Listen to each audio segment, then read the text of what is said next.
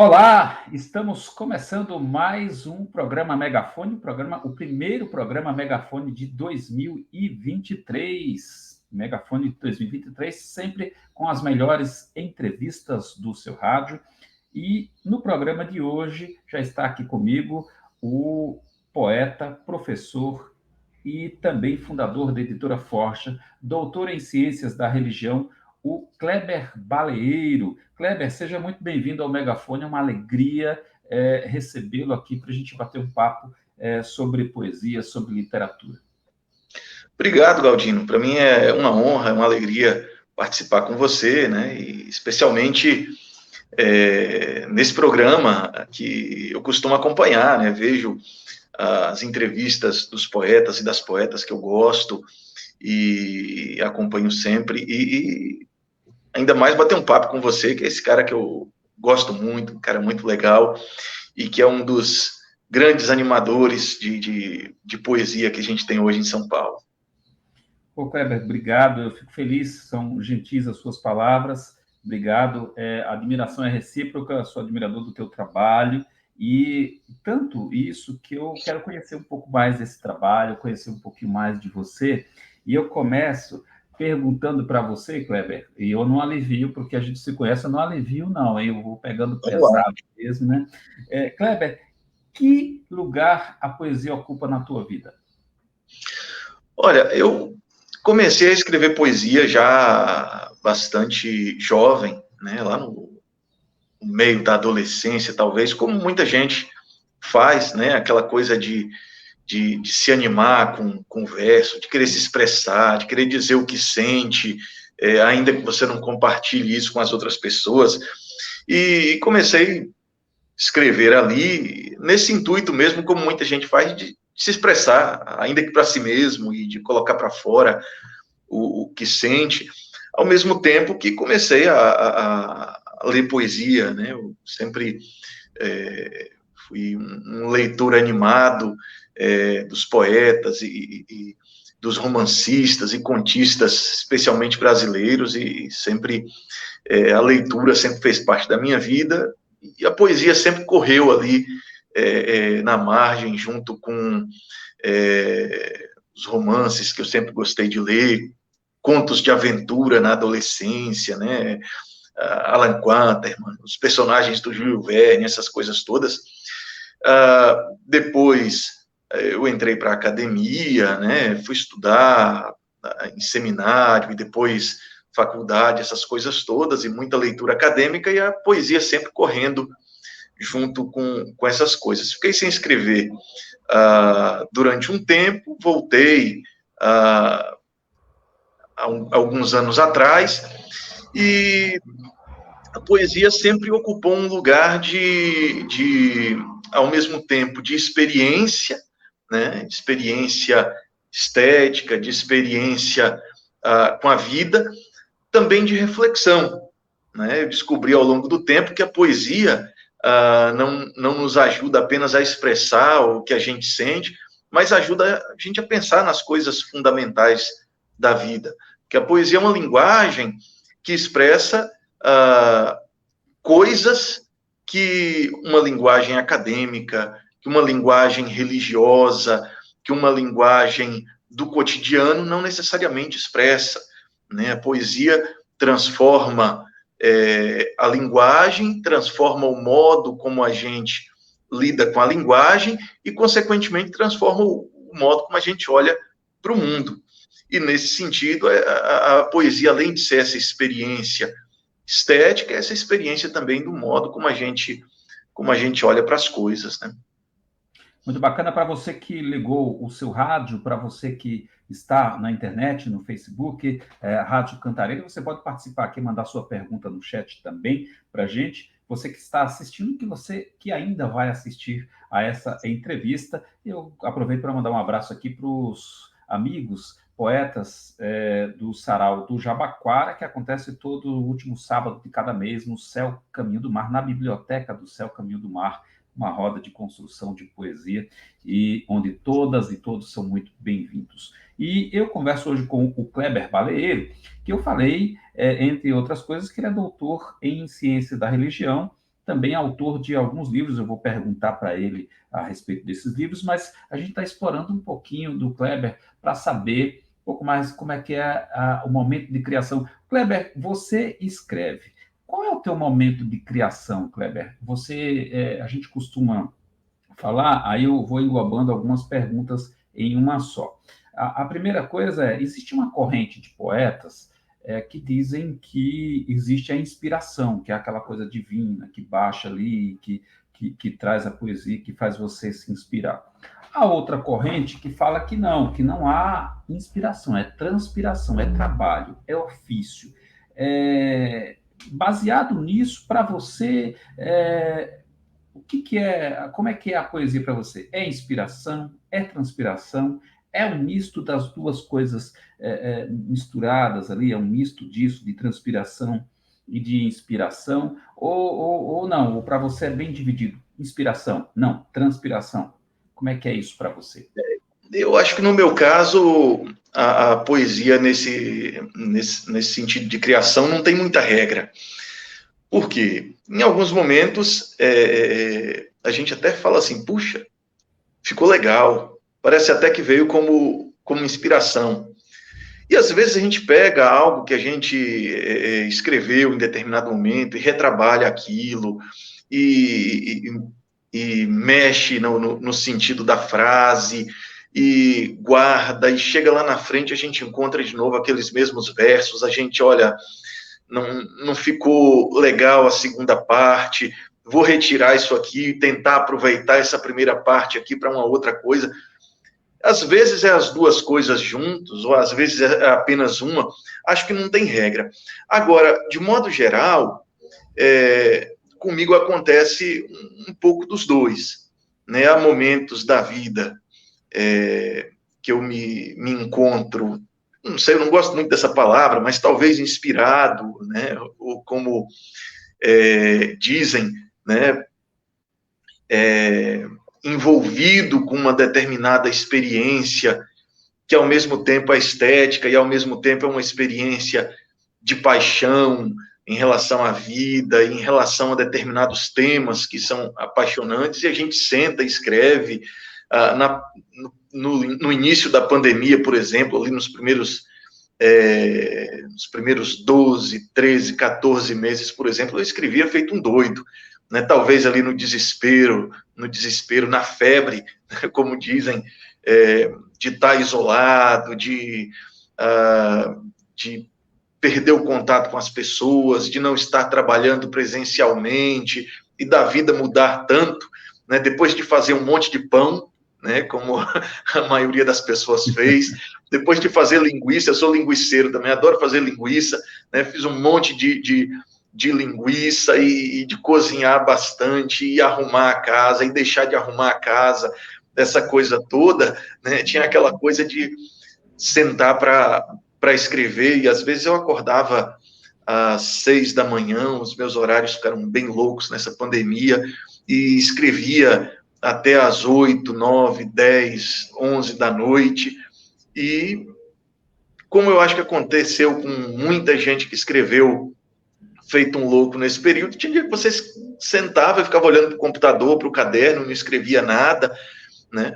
Mas, ao mesmo tempo, eu escrevo uma poesia que, às vezes, trata de temas que são próximos de temas também que eu trabalho na universidade, né? Temas de filosofia, temas de teologia, temas de ciências sociais, e às vezes esses temas exigem um certo trabalho, um certo esforço, que supera essa coisa de você sentar e a coisa vir, né? Você precisa tanto esmerilhar as ideias, né, talhar as ideias que vêm, como você precisa também trabalhar a forma, né, trabalhar o verso, porque às vezes você senta, a coisa vem, e no final você olha e fala assim,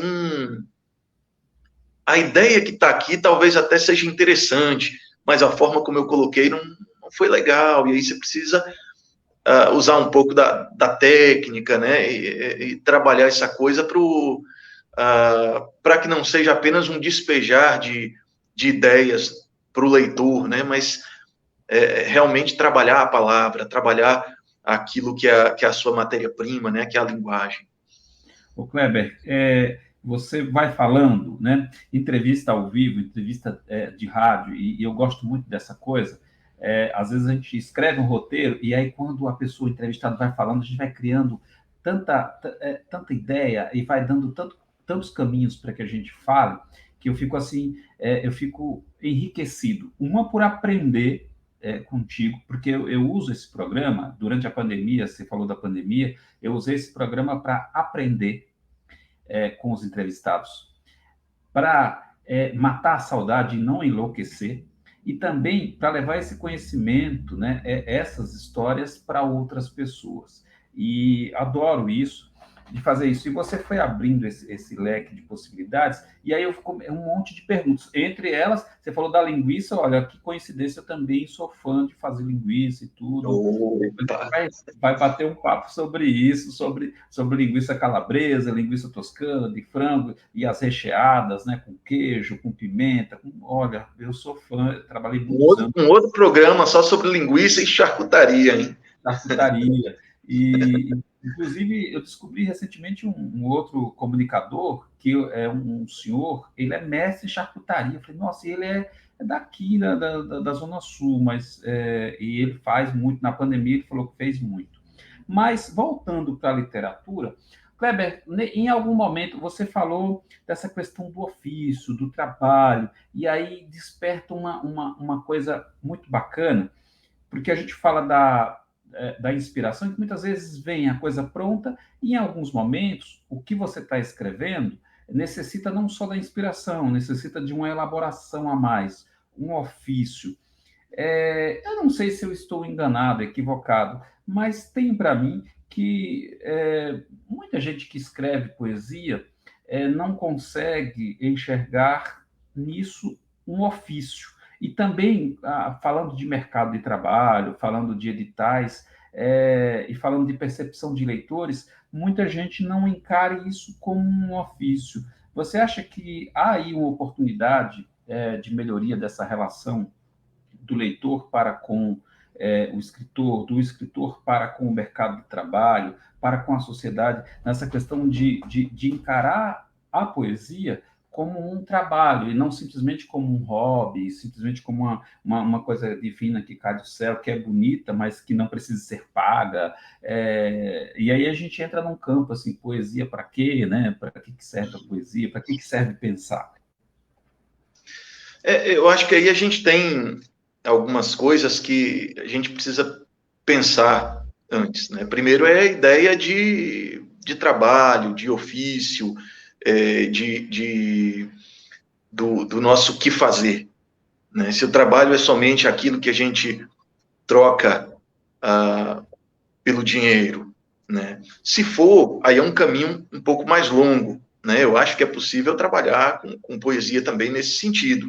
Agora, a gente vive num país onde dificilmente se vive de poesia, né? Ou dificilmente se vive da escrita, né? São poucos os que vivem somente da escrita no Brasil hoje. A outra coisa é a ideia de poeta, né? Que quando alguém escreve, né?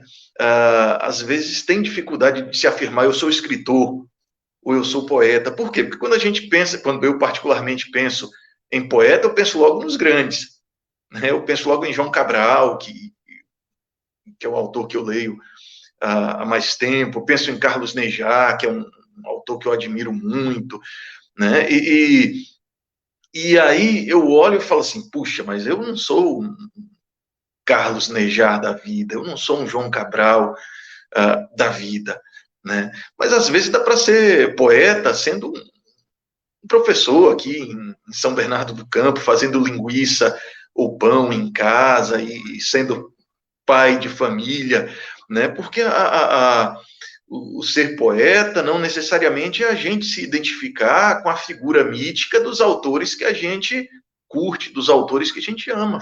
Ser poeta é entender o que se faz quando se faz poesia e fazer poesia.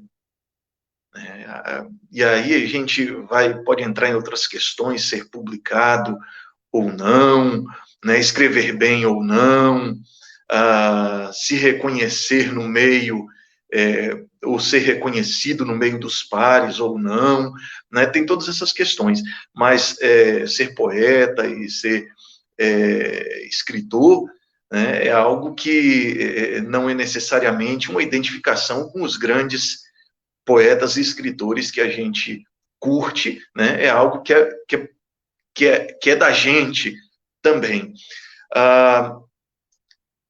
Aí eu acho que você tocou também na questão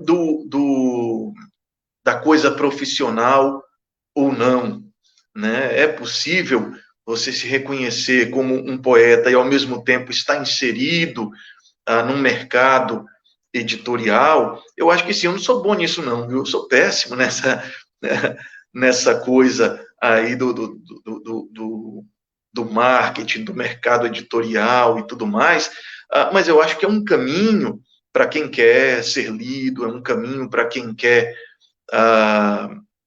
sair dos ciclos que a gente acaba frequentando e participando, né, e se lançar um pouco mais aí.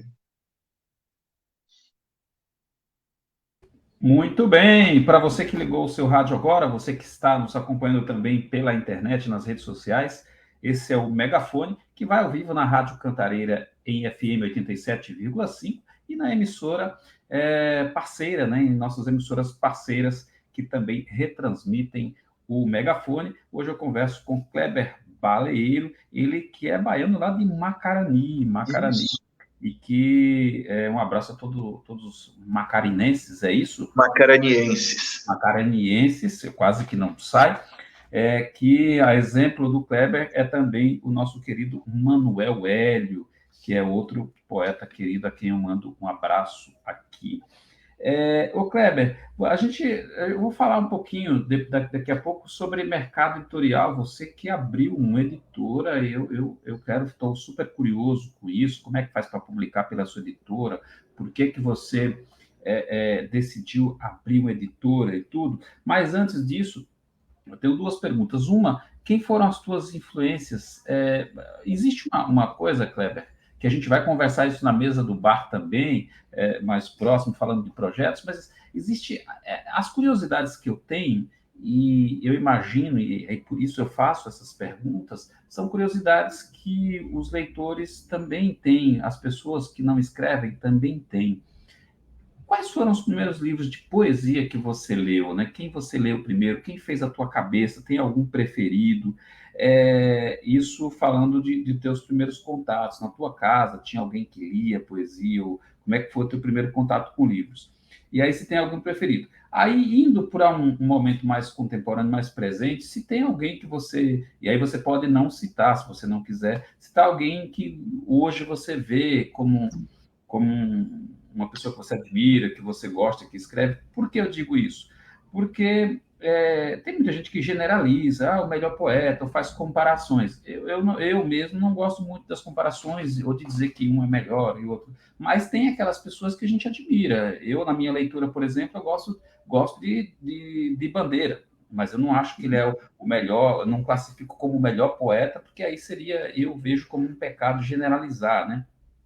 Mas, para você, quem foram as primeiras pessoas que você tomou contato? Como é que foi esse contato com o livro? Os primeiros poetas que você tomou contato? Onde foi? Como é que foi? E hoje, como é que você vê esse mercado? Tem alguém que você admira? Se você não quiser citar algum nome, que às vezes quando a gente cita nome dá briga, né? Que a gente cita o nome de um querido e aí a gente esquece o outro, ou a gente não quer citar para não ficar... Mas, assim, fica à vontade, só a termo de curiosidade. Essa curiosidade, Kleber, é a mesma curiosidade que a gente tem assim, ó, você escreve mais de madrugada? Você escreve mais de manhã? Tem um horário específico? Você anda com um caderninho debaixo do braço? Tem uma receita? Né? Tem um lugar ali que você senta e gosta? Vai contando para a gente. Uhum. Eu, na verdade, assim, comecei a ler muito cedo, eu aprendi a ler, acho que eu tinha por volta dos 3 anos, por aí, lia com a minha avó, minha família não é uma família de de leitores, meus pais nunca foram de ler, minha avó e o meu avô da igreja liam a Bíblia, especialmente o meu avô, todos os dias à tarde sentava para ler a Bíblia e lia 2, 3 horas, e a influência que eu tenho principal, assim, de observar leitores na minha família é do meu avô lendo a Bíblia durante as tardes. Mas eu comecei aprendi a ler muito cedo, porque a minha mãe precisava trabalhar e me deixava com a minha avó, e um dos jeitos de passar o tempo era ela sentar e abrir um livro de histórias para mim. Eu fui aprendendo a ler com João e o Pé de Feijão, essas coisas todas. Mas eu tive um interesse de verdade pela leitura, como eu disse há pouco, na adolescência, né? Especialmente lendo As Viagens de Marco Polo, lendo Volta ao Mundo em 80 Dias, essa coisa toda, né? Na poesia, eu li inicialmente o que eu tinha acesso naquele momento, Olavo Bilac, Castro Alves, né? Castro Alves, que era o orgulho da gente lá da Bahia, né? Então, Castro Alves aparecia em muita prateleira, em muita casa, em muita biblioteca de escola, né? E eu comecei a ler os livros especialmente da biblioteca da escola, né? E foi ali que encontrei Castro Alves e outros, mas não posso dizer que tem esses poetas grande influência hoje, assim, na minha vida, né? Os poetas que me marcaram inicialmente, quando eu disse assim, puxa, isso é muito legal, né? Inicialmente foram 2, Fernando Pessoa, que eu li um pouco depois, que eu acho que muita gente também leu inicialmente, né? Especialmente o Guardador de Rebanhos, né? As odes, né? Essa coisa toda. Mas também um poeta que não é tão conhecido, que é o Tagore, que é um poeta e místico indiano, que eu encontrei ali no final dos anos 90, início dos anos 2000, especialmente quando eu fui estudar teologia num seminário em Recife, tinha uma coleção grande de Tagore, e eu li, assim, vários poemas, muita coisa dele naquele período, né? Foi mais ou menos na mesma época que eu descobri João Cabral, né? E João Cabral aí é uma das grandes paixões, assim, que eu tenho na poesia, né? Aquele cara que eu nunca tive coragem nem de tentar imitar o estilo, a linguagem, mas que eu sempre disse assim, puxa, se eu pudesse escrever como alguém, seria João Cabral, né? E um outro poeta também que muito importante para mim e que eu descobri tardiamente, foi 2, particularmente, que foram Jorge de Lima, né? Também, quando descobri Jorge de Lima com poemas mais conhecidos, né? Sobre essa nega fulô, essa coisa toda, né? E que fui lendo até me deparar com a coisa mais bonita que eu já vi na vida, que foi a Invenção de Orfeu, né? E que é um dos meus livros de cabeceira até hoje. E depois eu descobri Carlos Nejar, né? Carlos Nejar, que é um poeta que é vivo, né? Tá idoso, mas produzindo bastante, escrevendo bastante, publica 1, 2 vezes por ano, né? E Carlos Nejar foi um poeta que eu descobri, não só que é um grande poeta, eu acho que é o grande poeta vivo que a gente tem hoje no Brasil, mas que também eu encontrei uma certa identificação, tanto de temas como de linguagem. Eu falei, puxa, tem um cara aqui que eu acho que eu encontrei uma linguagem que eu me identifico, não que eu esteja me comparando aqui ou dizendo que eu escreva tanto no mesmo nível, tanto de temas como de linguagem, mas que alguém que eu digo, puxa, esse é um caminho que eu quero seguir, né? Esse é um caminho que eu, pelo menos, tento trilhar. E não posso esquecer também de um outro poeta vivo que eu admiro muito e que eu já leio aí há alguns bons anos, que é o Afonso Romano de Santana, né? Afonso Romano de Santana que tem uma poesia que às vezes se confunde quase com a crônica, né? Que é uma poesia muito sobre sobre o cotidiano, sobre a vida, sobre as coisas que estão acontecendo, e é uma poesia que me marca muito. Acho que esses poetas, além de Ferreira Goulart também, que sempre foi um poeta que eu li bastante, né? Acho que esse forma o panteão que eu me curvo e adoro com mais fervor.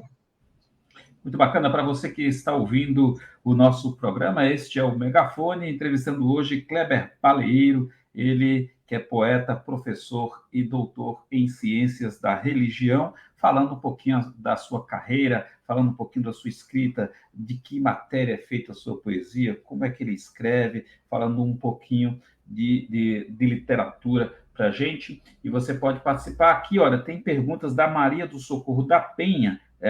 Tem algumas perguntas aqui, tem umas que está parecendo comigo aqui, ó, Maria do Socorro da Penha, lá da Penha, ela fala assim: você já ganhou dinheiro com poesia? Você já ganhou dinheiro com poesia, Kleber? Ah, assim, coisa de R$ 10 ou 20 já, né? Não, mas um pouquinho assim, né? Nunca ganhei dinheiro com poesia, ainda não, mas gostaria muito. Os meus livros, os 2 primeiros, saíram por edições assim, independentes, né, em parceria com o meu amigo Wellington, da Edições Parresia, lá do Nordeste, do interior de Alagoas. Então, os meus 2 primeiros livros saíram pela Parresia, mas numa cara de edição independente, né? Esses livros eu vendi, ainda vendo, ainda tenho um pouco e vendo, mas não que eu possa dizer que ganhei dinheiro, né? O suficiente para bancar custos e tomar uma cerveja, alguma coisa assim, mas ainda não, mas espero um dia ganhar, viu? Meu sonho, eu acho que é ganhar dinheiro fazendo o que a gente gosta, né? Então, tanto eu gostaria de ganhar dinheiro com poesia, como gostaria de ganhar dinheiro também com jogo de sinuca, que eu gosto bastante. Olha, a exemplo da Maria do Socorro, ou Maria do Socorro, olha, o Kleber já respondeu aqui para você. A exemplo da Maria do Socorro também, o Pablo Ferreira, lá do Capão Redondo, está perguntando assim: o que você acha do movimento dos saraus? O Pablo deve ser de sarau, né? Deve ser algum sarau da Zona Sul, aqui em São Paulo, está perguntando o que você acha do movimento dos saraus. Beleza, um abraço, Pablo, um abraço, Maria também. Eu participo e sou um grande entusiasta dos saraus, né? Participo do Sarau do Jabaquara, junto com o companheiro Galdino, né, que ele mencionou agora há pouco também, que é um sarau que tem, pelo menos na minha opinião, uma importância ímpar para o movimento de poesia e de cultura ali na região do Jabaquara, porque é um espaço onde as pessoas têm possibilidade de dizer: olha, eu escrevo, eu estou aqui e quero compartilhar o que eu tenho feito com vocês. Né? No Sarau do Jabaquara tem essa característica de possibilitar as pessoas da região e de outros lugares também, nós que não somos do Jabaquara, temos participado animadamente. Participo também do Sarau, do Saralfa, que inclusive vai acontecer agora no próximo sábado, que é na editora Espaço Cultural e Livraria Alfarrábio, em Santo André, que tem uma característica um pouco diferente do Sarau do Jabaquara, que é de reunir também autores e autoras que já têm alguma experiência, que já têm uma caminhada, não só esses, né, mas tem sido essa a tônica, né, e é um espaço também onde se pode não somente compartilhar os poemas, mas também conversar sobre isso, bater papo sobre isso. Então, eu acho que os saraus, de modo geral, têm uma dupla importância. A primeira é de possibilitar às pessoas, de modo geral, se expressarem, mostrarem o que estão fazendo, o que estão escrevendo, e, ao mesmo tempo, de servir como um espaço também de de colocar, né, de balizar aquilo que você tem feito, né? Dá para sentir quando algo, né, que às vezes a gente escreve e fala assim, puxa, isso ficou legal, né? Por quê? Porque geralmente tem a ver com alguma memória, tem a ver com algum sentimento da gente, a gente gosta, e a gente leva para o sarau e não necessariamente aquilo interessa às pessoas, né? Isso pode acontecer, porque a gente escreve por coisas que a gente escreve sobre coisas que a gente gosta, né? E às vezes a gente gosta tanto, às vezes a gente é tão apaixonado, que às vezes a gente não percebe que o poema que a gente escreveu está uma porcaria, né? E às vezes apresentar isso a outras pessoas, não que os saraus sejam formados por críticos, né? Mas a gente acaba sentindo, olha, talvez eu preciso melhorar, né? Ou talvez não esteja tão legal assim. Então, eu acho que tem essas duas importâncias, né? De possibilitar às pessoas a expressão daquilo que elas estão fazendo e, ao mesmo tempo, de colocar à prova também o que nós estamos escrevendo. Obrigado pelas perguntas. Muito bacana, muito bacana. Então, faça como a Marta, como o Pablo Ferreira e a Socorro da Penha, que mandaram perguntas aqui para o nosso convidado, o Kleber. Kleber, se você tiver alguma poesia aí que você queira mandar para a gente, eu aguardo você já está com o livro na mão. Antes disso, né, você pode ler a poesia, depois eu te pergunto o que é a Forja, como é que surgiu essa ideia da editora, o que você vai ler de poesia para a gente? Tá bom, se você me permite um poema pequeno, que é do meu primeiro livro, né, que saiu Antes de você alguns falar, tempos quantos atrás. livros você lançou? Qual o nome dos livros? Como é que a gente encontra esses livros para comprar? Então, vamos falar em comprar, né? A gente precisa garantir a cerveja do poeta, né? Brincadeira, mas Por favor, assim, por eu acho favor. importante, né? Comprar os livros. Eu acho isso. Eu publiquei 4 livros de poesia.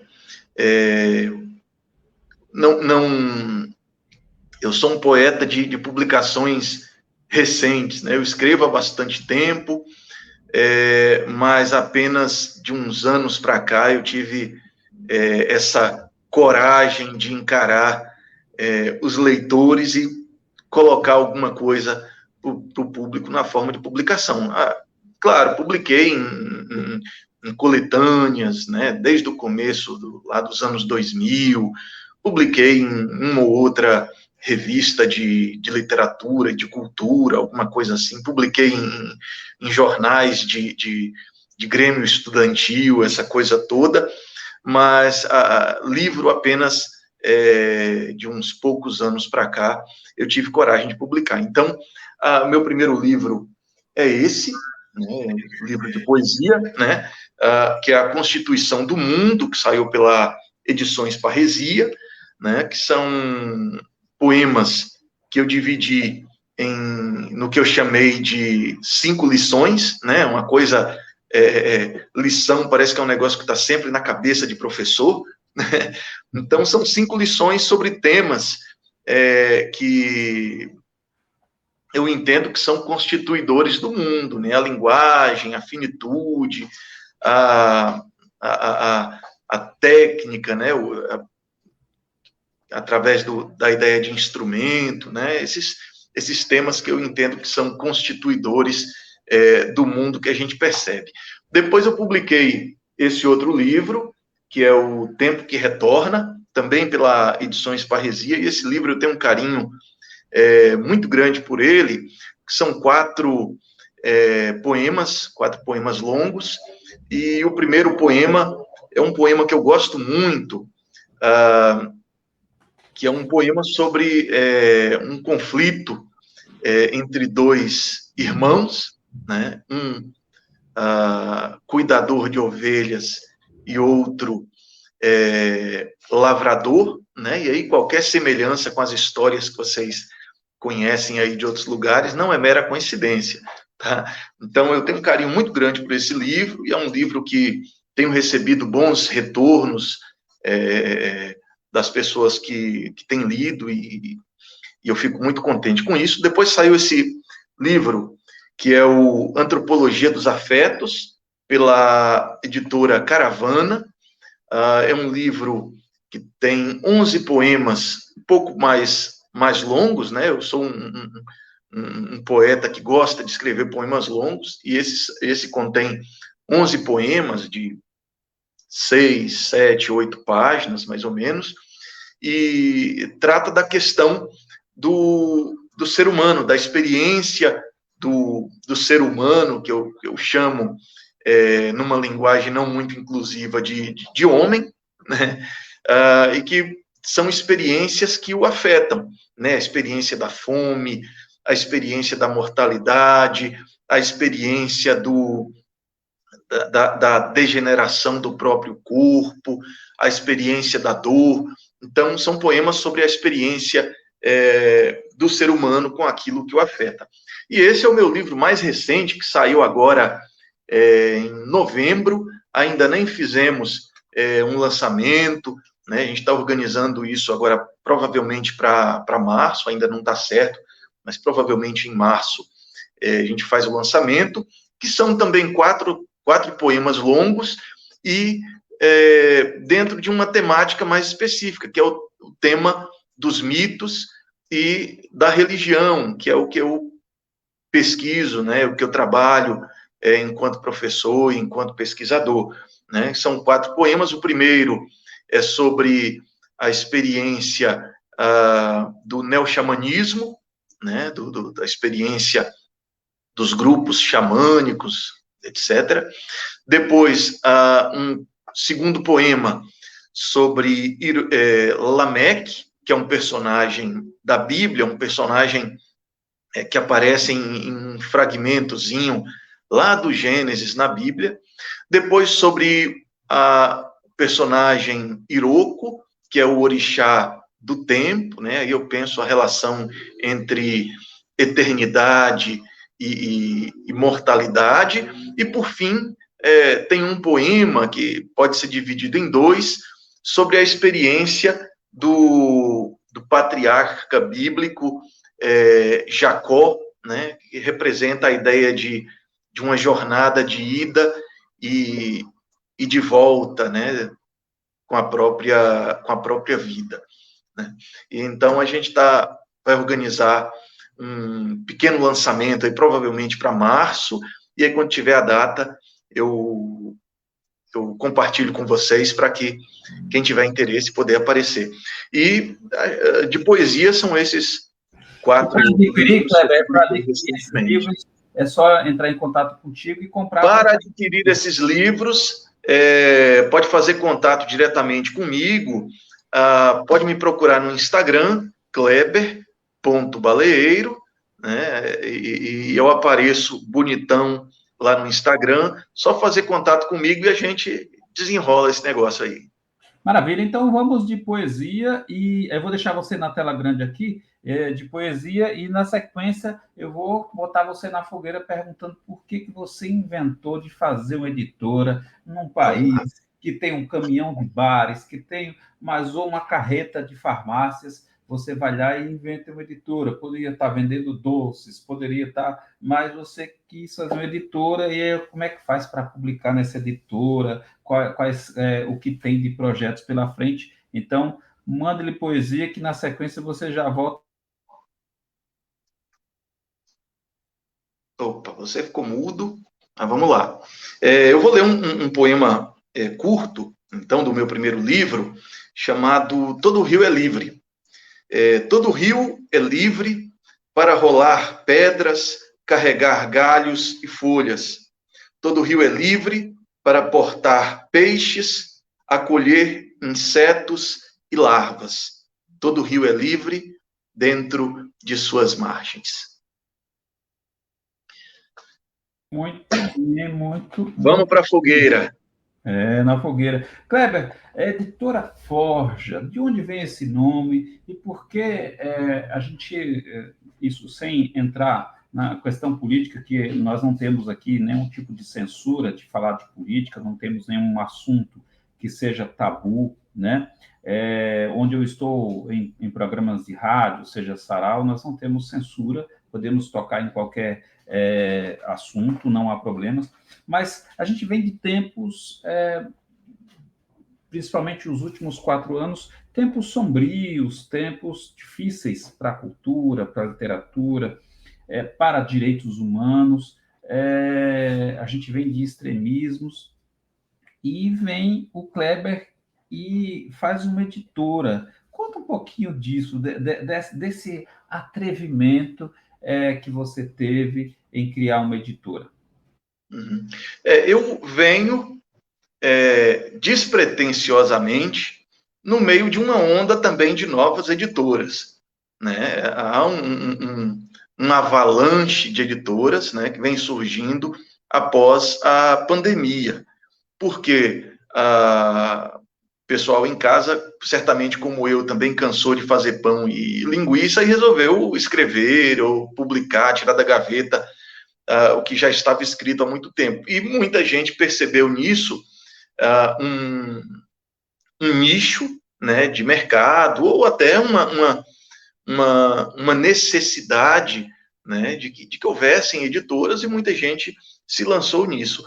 Eu relutei bastante, né? Eu não posso dizer que resolvi montar uma editora porque era algo que eu gostaria muito de fazer. Eu sempre relutei, né, em relação a isso. Eu já trabalho há algum tempo ajudando os amigos com diagramação de textos, já trabalho há algum tempo ajudando os amigos também com revisão de textos, e um ou outro sempre me pediam uma opinião também sobre seus poemas, sobre seus textos literários. O que é que você acha desse texto? Onde dá para melhorar aqui? Sempre eu, como amigo, né, dava uma dica ou outra, até que o pessoal começou a dizer assim, cara, por que você não monta uma editora? E, como eu disse, eu sempre relutei, porque uma editora é algo que exige uma grande responsabilidade, que ultrapassa a responsabilidade com as questões técnicas do texto, com as questões técnicas da edição. Uma editora exige também uma responsabilidade com algo que faz parte dos sonhos, da afetividade, dos desejos, daquilo que é mais importante para o autor.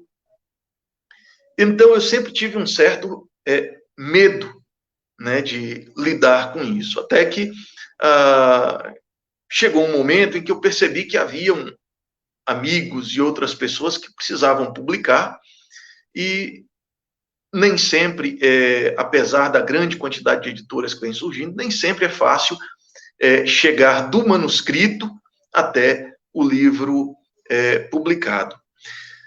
E eu resolvi encarar essa responsabilidade. Eu entendo, Galdino, que enquanto editor, enquanto aquele que lida com o autor, eu tenho três responsabilidades. A primeira é a responsabilidade de entregar um livro com uma boa qualidade dentro de um orçamento que é proposto, né, uma qualidade que é possível dentro de um orçamento. Então, a gente tem tentado criar capas interessantes, a gente tem procurado utilizar meios de diagramação, e aí pensando desde a qualidade, desde o tipo da fonte, até o modo como o texto vai ser colocado na página, né, porque a ideia é, dentro de um determinado orçamento, trazer um livro de boa qualidade. A outra é não explorar os autores, né? Eu não faço nenhuma crítica às editoras que cobram preços exorbitantes para publicar livros dos nossos amigos, dos nossos colegas, mas eu entendo que é possível fazer um livro bem feito dentro de um orçamento um pouco menor do que, não todos, mas muita gente tem feito. E esse orçamento, às vezes, é bancado pela própria editora, às vezes é bancado pelo próprio autor, às vezes é feito numa parceria, isso depende muito daquilo que é conversado. E o principal, que eu entendo, é o respeito com o texto do autor. Um poeta que me traz um texto para ser publicado, ele não está trazendo apenas mais um texto que você vai colocar lá na sua estante, ou você vai ler ou não. Ele está trazendo algo que é fruto das suas experiências, que é fruto dos seus afetos, que é fruto das suas memórias, que tem a ver com as suas experiências de família, que tem a ver com as suas leituras, ou seja, que tem a ver com a sua própria vida. E isso precisa ser respeitado, né? Então, eu resolvi me lançar nessa tarefa de editor e de montar uma pequena editora justamente para que pudesse possibilitar aos autores, aos amigos, aos inimigos não, aos que escrevem coisas tão bonitas, né, a possibilidade de publicar de forma justa e de forma respeitosa também. Né? Ao mesmo tempo, a gente não pode publicar, para fazer isso, a gente não pode publicar qualquer coisa. Né? A gente precisa avaliar anteriormente o texto e esse é uma parte difícil, né, do trabalho de editor, e dizer para o autor se a gente tem ou não interesse de publicar o texto dele ou dela, né, porque faz parte da nossa tarefa também, né, selecionar para possibilitar ao leitor um texto que a gente considera de qualidade. Olha, para você que está ouvindo, você que vai ouvir essa entrevista, esse é o programa Megafone, que vai ao ar pela Rádio Cantareira FM, em FM 87,5, também no site radiocantareira.org e nas redes sociais, @CantareiraFM. E hoje eu converso com o querido poeta Kleber Baleeiro, e o Kleber falando da editora Forja, do qual ele é fundador, falando um pouquinho como surgiu, da história. Kleber, você falou de critérios, né, para editar. Como é que faz? Vamos colocar aqui, nos colocando no lugar de uma pessoa que tem vontade, que tem o sonho de escrever um livro, né? Quais são as dicas? Aproveitando que tem até duas perguntas aqui, que até cabe um pouquinho. A Marta Silva fala assim, como você vê o fechamento de livrarias, a exemplo da Livraria Cultura? E aí, o Carlos Silva, lá de Santana, ele fala assim, existe uma receita para ser poeta, ou dicas, né, de como ser poeta e tal? E a Paola falou aqui, poesia é a ciência das palavras integrada ao cotidiano e à vida. Como é que eu sou um escritor, vamos dizer que você que está nos ouvindo, tem uma escritora, tem uma pessoa que quer publicar, como é que ela faz? Ela pega os poemas dela, digita, se tiver num caderno, ou se tiver digitado, faz um arquivo, envia para você, faz um primeiro contato. Como é que é isso? E aí tem essas duas perguntas do fechamento da Livraria Cultura, o que é que você acha, e da receita de poeta. Tá. Começar pela última, tá? E aí eu volto. Eu acho que não tem receita para ser poeta. Tem que haver um desejo, né, de escrever, tem que haver um gosto por poesia e tem que haver um interesse em melhorar aquilo que você escreve. Por quê? Qualquer um pode escrever poesia, sim, e eu acho que a gente que anda pelos saraus, a gente que tem interesse em poesia e sai procurando essas coisas por aí, pelas redes sociais, a gente percebe que muita gente escreve, muita gente divulga o que escreve, e isso é muito legal. Né? Eu acho que a gente pensar na questão da qualidade do poema é algo secundário. A primeira coisa que tem que ser feita é escrever. Eu acho importante que as pessoas escrevam de modo geral, e acho que ainda não inventaram neste mundo critérios objetivos para que você diga que um poema é necessariamente bom ou necessariamente ruim, que um poeta é bom ou que um poeta é ruim. Eu acho que existem processos na vida da gente. Se você gosta de poesia, a primeira coisa que você tem que fazer é tentar escrever poesia. A segunda coisa que você tem que fazer é tentar ler poetas. Ler tanto os seus colegas que escrevem, como ler também as grandes referências. Né? Quando eu leio, por exemplo, João Cabral, que eu já disse aqui que é um dos poetas que eu mais admiro, eu não escrevo como escreveu João Cabral. Né? O jeito que eu escrevo é outro. Mas, a partir da leitura que eu faço de João Cabral, eu começo a entender, sendo um poeta de referência, como a poesia funciona, como a poesia se articula, como a boa poesia é montada. E ainda que eu não escreva como João Cabral, ainda que eu trate de outros temas, ou a partir de uma outra linguagem, ou que eu use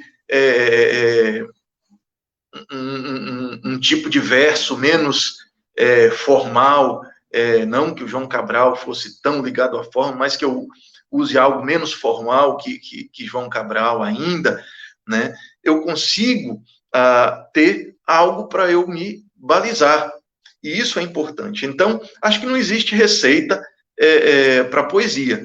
Existe o seu esforço de escrever poesia, e existe também a necessidade de ler poetas, de modo geral, especialmente os bons poetas. Acho que a gente aprende muito com eles. Agora, é claro que vale a pena também você conhecer determinadas técnicas, né? O que é um verso, né? Como é que você constrói um verso? Mas eu escrevo poema sem rima, né? Eu não sou muito ligado à métrica, à rima, essa coisa toda. Tá, mas como é que se constrói um verso livre, né? Bom, o Galdino citou Bandeira, né? Agora há pouco. Leia Bandeira, né? Leia os versos livres de Bandeira. Há uma construção do verso ali que não é simplesmente dizer o que se quer numa folha, que por si só já é legal também, mas como é que se constrói um verso? Como é que se constrói um poema? Acho que vale a pena, a gente cresce, a gente aprende com essas coisas todas. Se você não fizer isso, você vai continuar escrevendo e a gente vai continuar achando legal, ou não, né, o que você escreveu. Mas se você conhece o modo como é possível desenvolver um poema, eu acho que facilita a sua vida e dá condições de você escrever coisas que sejam mais interessantes, talvez para você e talvez para outras pessoas também. O que eu penso sobre o fechamento de grandes livrarias, eu considero que, ao mesmo tempo, eu estava até conversando rapidinho com o Galdino antes da gente entrar no ar, eu considero que, ao mesmo tempo, que para mim é uma tristeza, né, a gente perder espaços bonitos, interessantes, especialmente para se passear e para se comprar livros, como é o caso da Livraria Cultura, né, a gente pode ter coisa boa vindo por aí, como o surgimento de outras livrarias, né, contrariando uma certa tendência do mercado, pelo menos uma certa expectativa do mercado, né, que depois que desapareceram as muitas livrarias que tínhamos pelas ruas e se centraram em shoppings e se centraram em grandes espaços, como a própria Livraria Cultura ou a Martins Fontes, que eu também acho muito legal.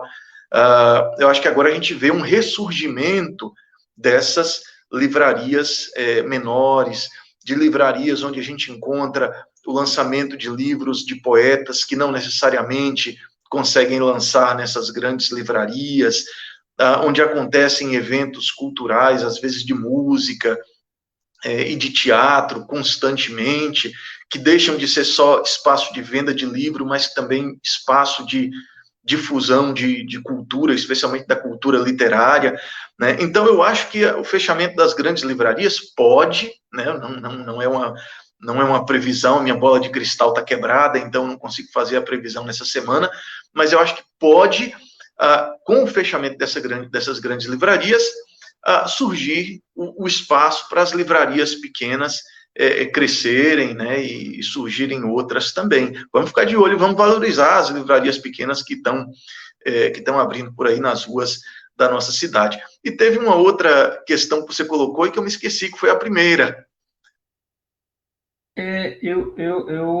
Rapaz, eu até esqueci também da primeira, qual era a primeira questão que eu tinha colocado, foi alguma inicial. Mas, ó, é uma que é também quente. Você acha que o mercado editorial ele tende a passar por uma mudança, ou já essa mudança já é uma mudança que acontece a partir da internet, a partir da questão virtual? O mercado editorial ele deu uma guinada que não tem mais volta, porque antes nós tínhamos a questão das editoras, elas pegarem material, publicar, o autor ele não se envolvia tanto nesse processo.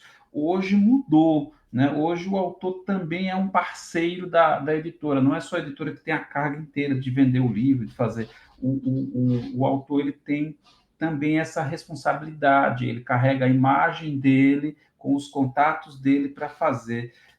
Você acha que o mercado editorial acompanhou isso? O autor compreende isso hoje? Ou ainda é preciso ser feito um trabalho para que o autor entenda que o momento na publicação do livro não é mais o mesmo, né? São momentos diferentes. Há uma lacuna de formação aí, de formação e de informação para quem está ou para quem pretende integrar e se incluir num meio de literário, seja publicando? Eu acho que tem aí vários elementos que fazem com que a situação seja diferente hoje do que a de alguns anos atrás. Por exemplo, o surgimento de novas e de várias novas editoras nos últimos anos está relacionado também a um crescimento tanto do número de leitores, né, se a gente pensar em termos mais objetivos, de compradores de livros, né, porque você não necessariamente precisa comprar o livro para ler, né, você compra para presentear e tal. O que é mais interessante, assim, é que houve um crescimento na compra de livros, especialmente durante a pandemia, né, o número de leitores ou de compradores de livro cresceu.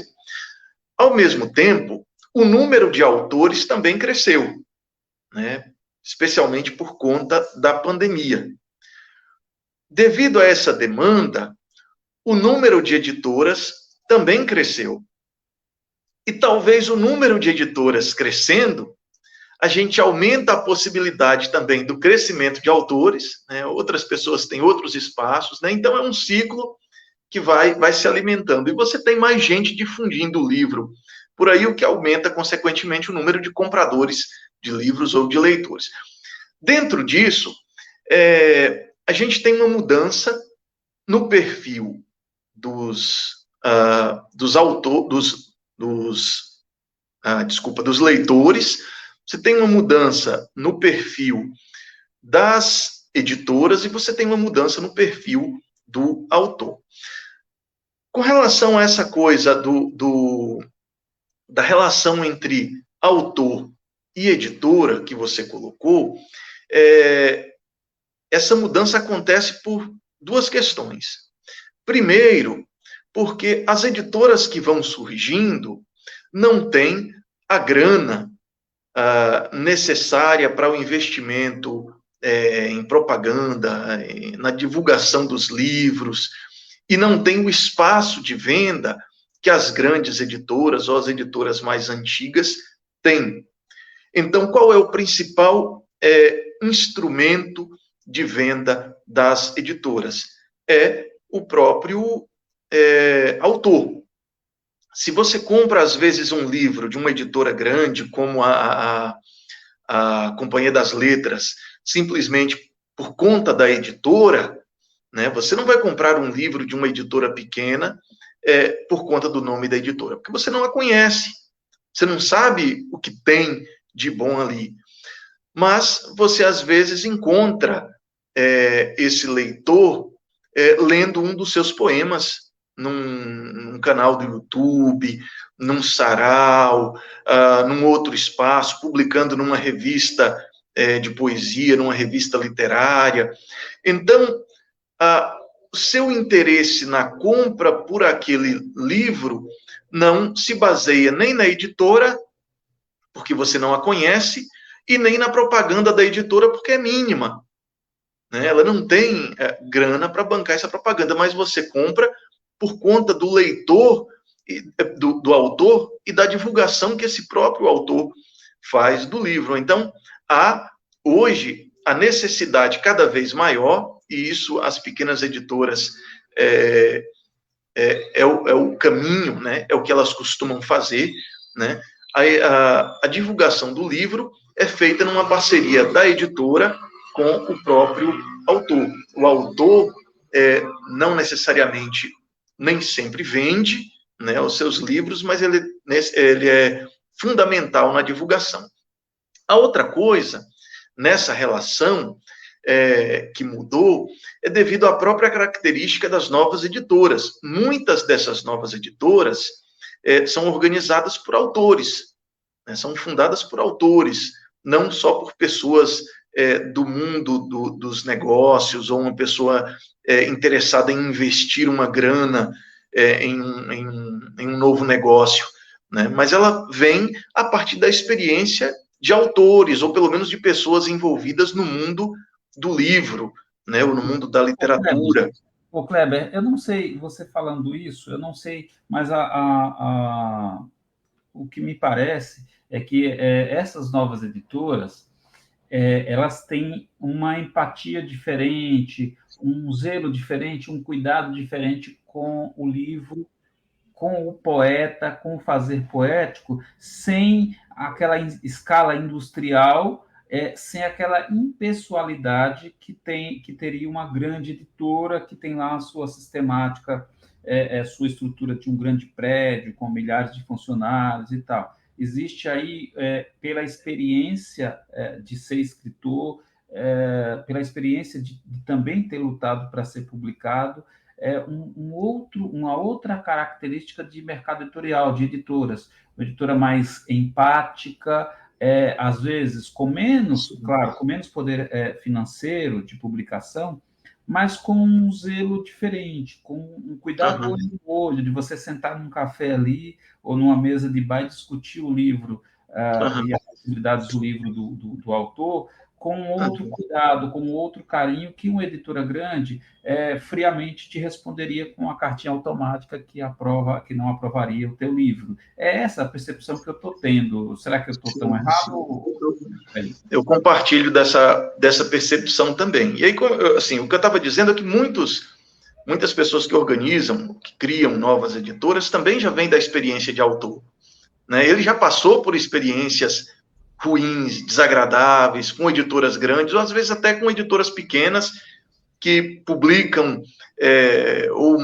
em massa, né? Há editoras pequenas que publicam grandes volumes. E dessas editoras pequenas que publicam muitos livros, né? Ou seja, tiragens pequenas de vários livros diferentes, você tem as que têm um cuidado com o autor, e você tem as que não têm muito cuidado com o autor, com a obra do autor, né? Então, você tem diferentes editoras. E muitas dessas pessoas que entram agora no mercado editorial, propondo editoras novas, já vêm de experiências ruins. Ou, às vezes, também vêm de experiências boas e carregam essas experiências para esse novo empreendimento.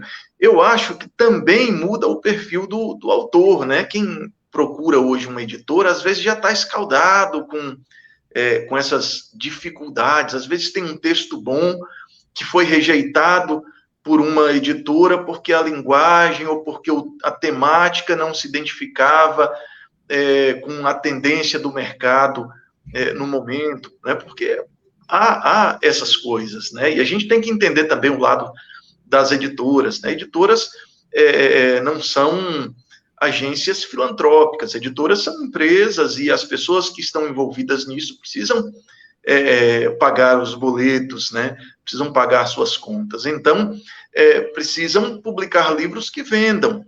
Eu até estava conversando isso com um amigo no outro dia, e ele dizia que queria entregar o livro para a editora e queria que a editora vendesse o livro dele. Eu falei, olha, se você não ajudar na divulgação, se você não ajudar expondo o livro, a editora pequena que você publicou não vai ter condições de vender seu livro. Se você não vende o seu livro, dificilmente a editora vai querer publicar você novamente, porque para ela é desinteressante publicar um autor cujo texto é bom, mas que vai ficar ocupando espaço numa caixa, num depósito, numa prateleira, que não vai sair.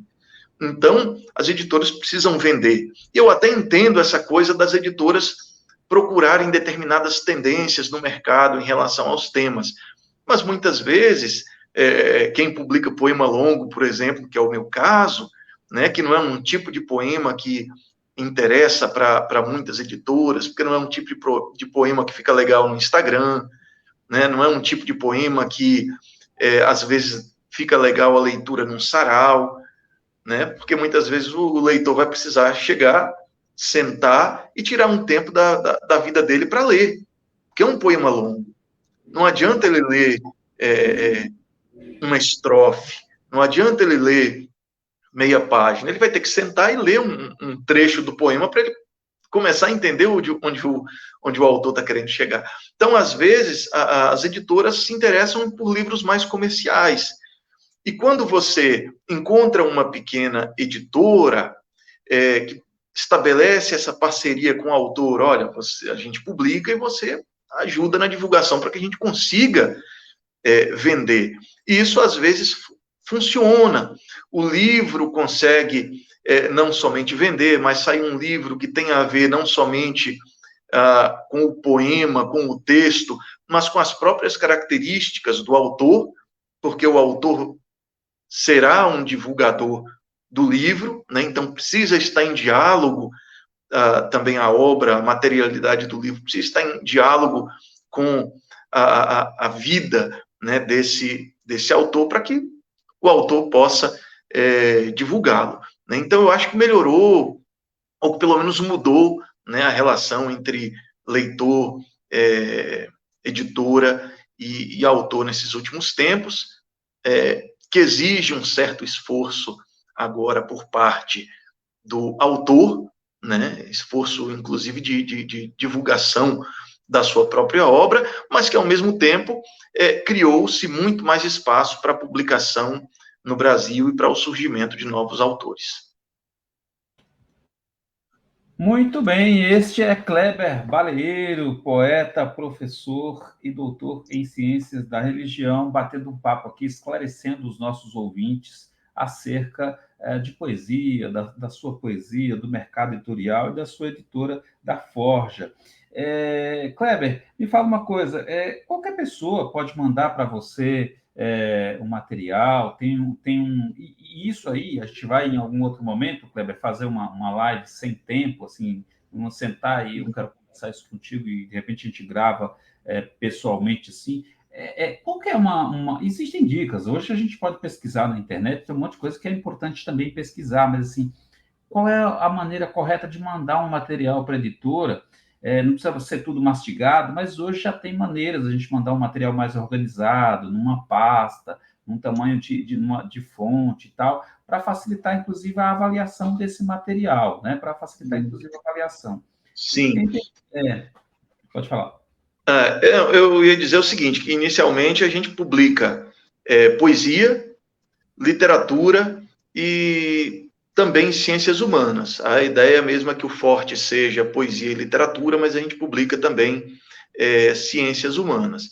Outro tipo de texto, aí a gente precisa conversar, né, porque o foco inicial da editora é poesia, literatura e também ciências humanas. A gente não publica texto que tenha nenhum tipo de mensagem de ódio, a gente não publica textos racistas, a gente não publica nenhum tipo de texto que demonstre qualquer tipo de ódio às minorias, a gente não publica texto que expresse discurso violento em nenhum sentido, mas se você tem um texto legal, de poesia, de literatura ou até de ciências humanas e tem interesse em publicar, manda para a gente em Word, pode ser na fonte que você quiser, e a gente vai avaliar primeiro o seu texto, a gente lê o texto na sua integralidade, já que somos uma pequena editora, antes de dar um retorno, e aí a gente diz se a gente tem ou não interesse em publicar, né, por que a gente tem ou por que a gente não tem interesse em publicar, e aí a gente pensa numa ideia de publicação, se for interesse, então, das duas partes. Mas é só mandar para mim por e-mail, pode ser pelo e-mail da editora, agora eu não me lembro o nome do e-mail, o endereço de e-mail da editora, mas pode me mandar no meu e-mail pessoal, se chamar que é Kleber. Oi? Qual que é o seu e-mail?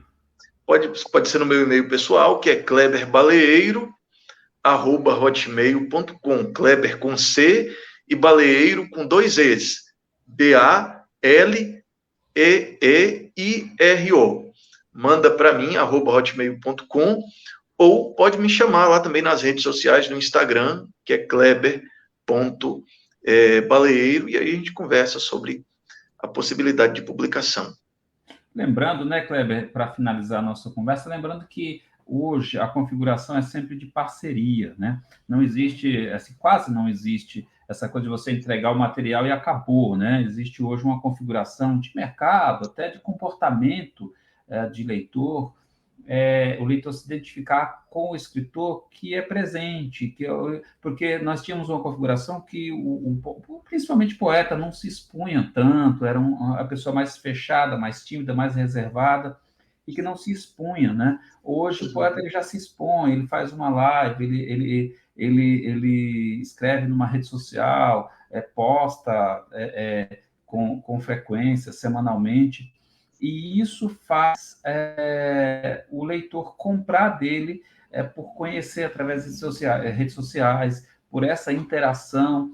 Então, é uma outra configuração e que essa configuração faz com que o mercado editorial não seja aquele mercado que você entrega e a editora simplesmente vai vender sozinha, vai fazer tudo sozinha. Não, hoje é uma construção em parceria, uma estratégia que é montada entre a editora e o autor para que ambos saiam aí satisfeitos com a venda, com a aceitação do livro, que não é uma questão meramente comercial, não é só dinheiro, né? Existe a satisfação, a alegria, o prazer de lançar um livro e que esse livro contenha uma mensagem que contém aquilo que você quer dizer, que as pessoas conheçam o teu sentimento, o que você quis dizer com o teu livro, com a tua palavra. Então, é uma parceria, né? Para se entender, é uma parceria, né?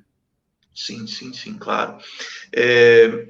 Eu acho que as grandes editoras, elas têm um papel importante, né? Que é esse papel de divulgar em massa determinados autores, né? Se você é um autor conhecido, né, e publica por uma grande editora, você vai ter uma divulgação muito maior do seu nome, né, só pelo fato de ser publicado em uma grande editora. Por outro lado, é muito difícil para um novo autor ou um autor menos conhecido publicar por essas grandes editoras.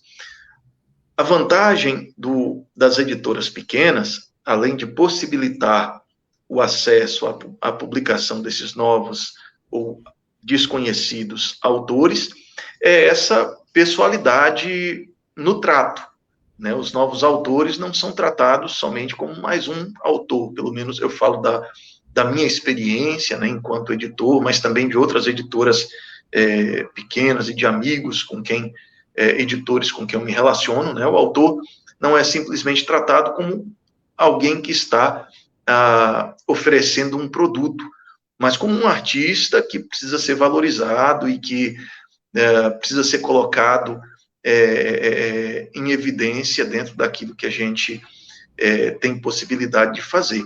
Então, como eu estava dizendo agora há pouco, né, quando um autor chega para nós com um livro, não é simplesmente a ideia de mais um livro ou de mais um produto que vai ser colocado, mas é algo que está sendo apresentado para a gente que tem uma relação íntima com a sua própria vida.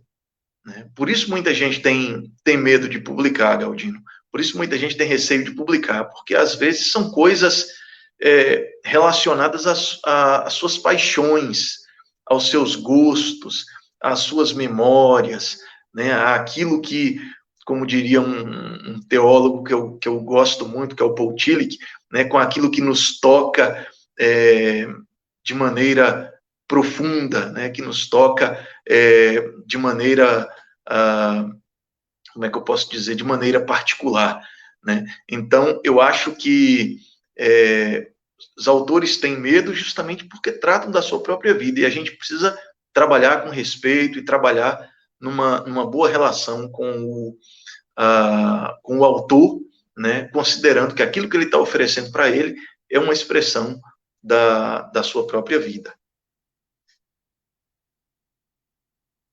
Opa, tá sem som.